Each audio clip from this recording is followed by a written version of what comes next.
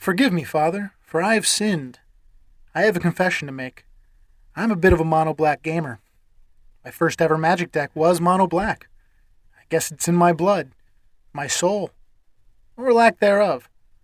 Now, black is known as the color with a bunch of creature removal. But what if instead of creature removal, it was player removal? I don't much like the tone of your voice. Throwback to November of 2022, back in Brothers War, when we were given Transformer cards, and among them there was this beauty. Blitzwing, Cruel Tormentor. A 6-mana robot that doubles life loss to a target opponent at the end of our turn, with the added benefit of being castable at 4 mana on his flip side, which makes him a fairly evasive and survivable creature. So if you have a particular hatred of life gain decks, then here's a deck that can one-shot people whether they're at 40 life or a billion life. Indeed, Michael Bay would be proud. This deck is another fairly budget brew, too, sitting at just under 28 tickeronis, and only 6 of those are over 1 ticket. The most expensive one being Cavernous Souls, which I've mentioned before, and if you've got that spare 5 smackaroons, I recommend grabbing one. However, this deck only really uses it for the commander, so if you want to save those 5 doubloons and risk those blue players laughing at you all game, then you could just throw in another Snowy Swamp. A silly little detail for Cavern is that if you name Robot, it only works for one side of our commander, as the vehicle side lacks the robot creature type. The robot side is the important one, and as you'll see later, we don't often have difficulty paying for an expensive Blitzwing if he gets removed a few times. The next most expensive card is the commander himself at about $350. No replacing him with a cheaper card, he is the deck.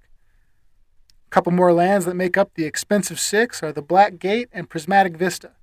Prismatic Vista can easily be another snow land, but the Black Gate plays a much more important role, giving you the ability to make your commander unblockable, which is important if you're trying to convert him from the vehicle side.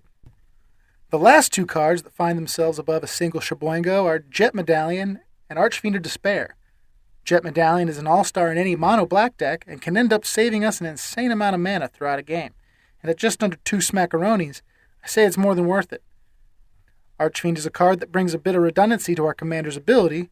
We'll get into why he's so cool in the deck later, but it's another one I recommend spending the money on. He's about a schmuck 50. Now let's get into the juicy details of this pile of cards. First of all, the land base uses 18 snow lands instead of plain basic swamps. This is for 2 reasons: extra planar lens and Blood on the Snow. We'll talk about Blood on the Snow later, but the more important of the 2 is lens. Lens is a symmetrical effect, so if we were to just exile a plain old swamp, then it would give any other player with swamps that mana doubling effect. To avoid that, we use basics that have a different name, snowlands, since it is less likely that our other players will also be using snowlands. Terrain generators here to accelerate out our land drop since we have a critical mass of basics. Shizo, Death Storehouse, and Rogue's Passage to help make sure our commander can get in unimpeded. We have the Coffers Urborg synergy here. It generates a ton of mana when played together. Vesuva and Thespian Stage to copy that Cabal Coffers. Since it's not legendary and having multiple out exponentially increases the mana generation. Nykthos is another land that can generate a ton of mana when we get our Devotion to Black up. Deserted Temple is in here to untap that Coffers, Cabal Stronghold, or Nykthos. All single lands that can produce a significant amount of mana. We have a couple lands that can search up our basics, which thins out our deck to make it more likely to draw cards that actually do stuff. The last land I want to talk about is Beseju, who shelters all, which, like Cavernous Souls, protects us from those pesky blue players. Let me explain Blitzwing and the totality of our game plan, since I've played with a bunch of people that don't seem to read the card and don't understand why their life total suddenly says 0 at the end of the turn. It's a pretty simple effect, despite all that extra text, and a whole second side of a card. At the end of our turn, we choose an opponent, preferably one that we just made lose half their life total. And Blitzwing then asks them how much life they lost, and they say half of it. And then so Blitzwing says, double that. Now I'm not great at math, but here's a quick equation. 100 divided by 2 is 50. 50 minus 50 is 0. The rest of the card is just an ability that lets us pay 2 less mana to play him. But it'll come out as a funky little vehicle that just needs to slap someone to turn him into the one we care about. His vehicle side gives us a few decisions to make on our turn as well. When you go to combat, he'll give himself 1 of 2 abilities, flying or indestructible. Flying makes it easier to get in there to flip himself, while Indestructible allows us to play a field wipe or something after combat. Sometimes we won't have a life-having spell and we might just want to leave him back, because the Living Metal clause says he isn't a creature when it's not our turn, making him a bit harder for our opponents to take out, helping him survive until it's our turn again, or until we do draw one of their kneecapping spells. Well, let's start with the spells that let our commander kill our opponents. We run 11 cards that effectively let us one-shot a player. All but 2 of them cut a life total straight in half. Repay in Kind is one of those 2. Now, being in mono black, we end up paying a lot of our own life, along with occasionally drawing the ire of other players and lacking creatures to block. And since we are often playing on the brink of death, Repay in Kind allows us to repay our opponents for all of that damage and bring everyone down to the lowest life total, which is usually ours. That change in life counts as life loss, and our commander will likely be able to finish a player off with his ability. The next card is the guy featured on the Art of Repay, Soren Markov. A planeswalker with a few nifty abilities, but the only one we really care about is that -3. So long as the player we set to 10 had 20 or more life before that, Blitzwing will be rubbing his hands together in anticipation like a housefly. Temporal Extortion is a bit funky. Often it will just be an extra turn, unless someone doesn't like to read, and then we'll just kill them with Blitz. Another one that's a bit more situational is Torgar, Famine Incarnate.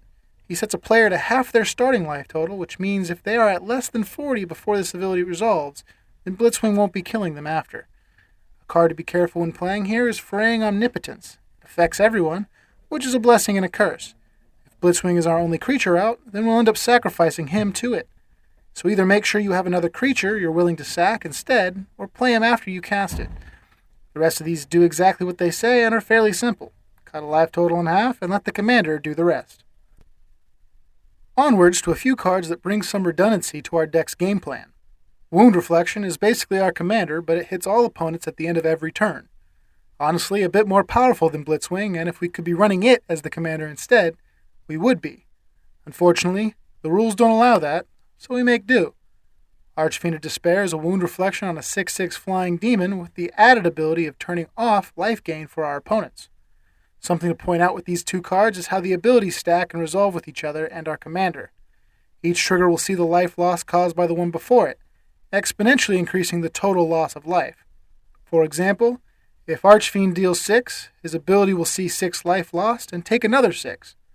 Then, Wound Reflection will see a total of 12 and take another 12, causing a total of 24 points of life loss. Add Blitzwing to that equation, and it's suddenly 48.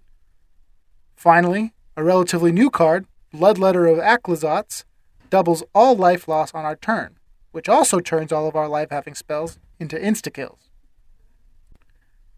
You might have noticed, a lot of those spells have a hefty mana cost, to balance out the fact that they can just kill people.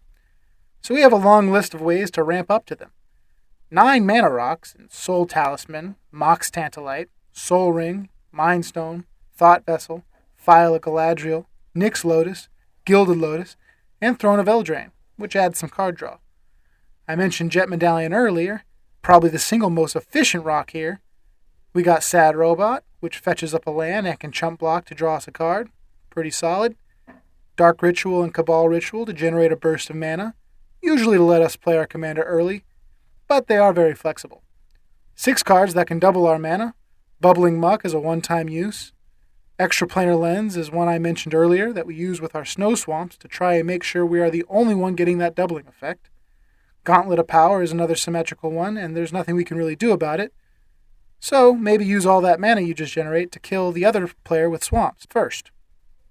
Cage Sun is the most expensive one of these artifacts, and most people consider it a bit of a janky meme card, but having a critical mass of mana is essential for this deck, so I run it.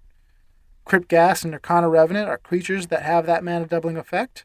Ghast has Extort to help us drain our opponents, and Revenant has the ability to pump herself. And finally, we have Liliana of the Dark Realms. First Planeswalker ever pulled from a pack, by the way. She grabs our swamps, she can kill or buff a creature, and her ult quadruples. Yes, quadruples are swamps. Our next stack is some interaction. It's not many for a black deck, but if you remove a player, all their stuff goes away too. Defile is an efficient 1 mana spell that can get around indestructible. Feed the Swarm is more for enchantment removal, which black often struggles with. Soul Shatter is another good removal spell as it hits all of our opponents at instant speed and gets around indestructible, and always gets rid of the most expensive creature or planeswalker. Dash Hopes is a counterspell in black to try and protect our big spells. Now obviously they can just pay 5 life to stop that, but with our commander out, that 5 life becomes 10 life, which basically makes it a consolation prize for us if they counter our insta-kill. Imp's Mischief can help protect our stuff from targeted removal. This one is a super versatile spell as it can just redirect any spell with a single target, which is a lot of them. Pretty cool and often catches people off guard since it's not something mono black often does. Keep in mind it will make us lose life equal to the spell's value, so just be careful you don't kill yourself with it. Along with our spot removal, we have 5 field wipes. 3 of these say destroy, which our commander can survive if he holds indestructibility in combat. So try and use your field wipes after combat.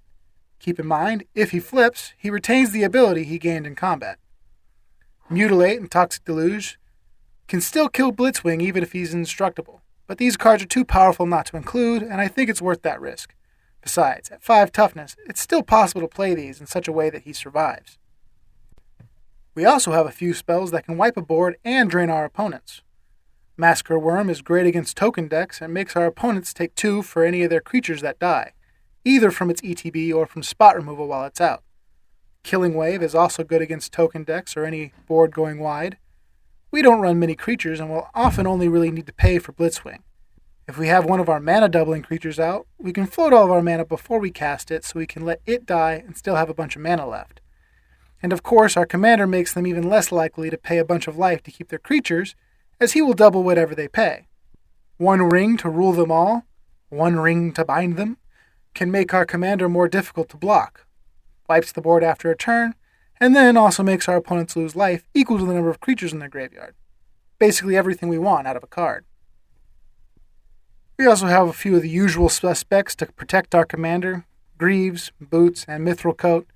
These should just be staples in your commander decks at this point, and you'll probably see them in almost every deck tech I do in the future. Next, we have some ways to generate card advantage. Some of these also double up as ways to make our opponents lose life, which feeds into Blitzwing's ability.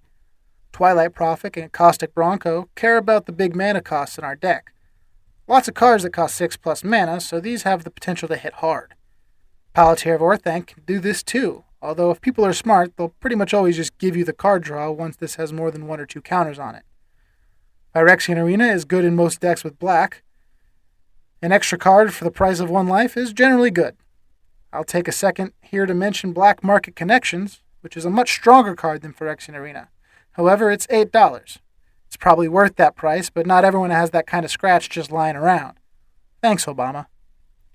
Dread Presence gives us a Phyrexian Arena trigger when we play a swamp, or it can kill a small creature or drain an opponent. Pretty flexible, and I've always kind of liked this card. Urborg also synergizes with it by making even our lands that aren't naturally swamps trigger its ability. And last, but certainly not least, Necropotence. It's a really good card. Can just fill our hand back up after every turn, or we can play a ton of life to pick up half our deck. Although, if we get low, it makes it especially hard for us to play the game, since it does turn off our card draw. And as usual, my last stack of cards are ones that are a bit more miscellaneous, and I couldn't just fit in any one other category.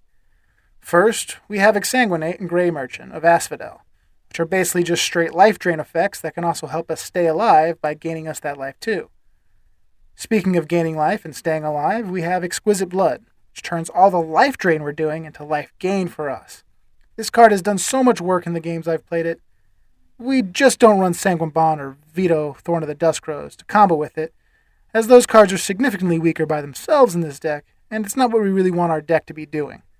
We are rarely gaining life unless we specifically have Exquisite Blood out. But people will often think you're running those combos and try to take out Exquisite Blood anyway. An unfortunate reality, but at least it's eating a removal spell, which is fine since it's just extra value rather than an essential piece of our deck.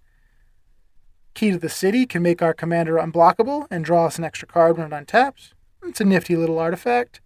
Shrine of Resonator to double our commander's ability and make it easier to kill 1 person or possibly kill 2 people in 1 turn.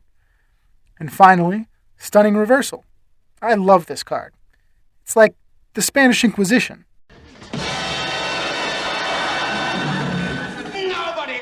the Spanish Inquisition.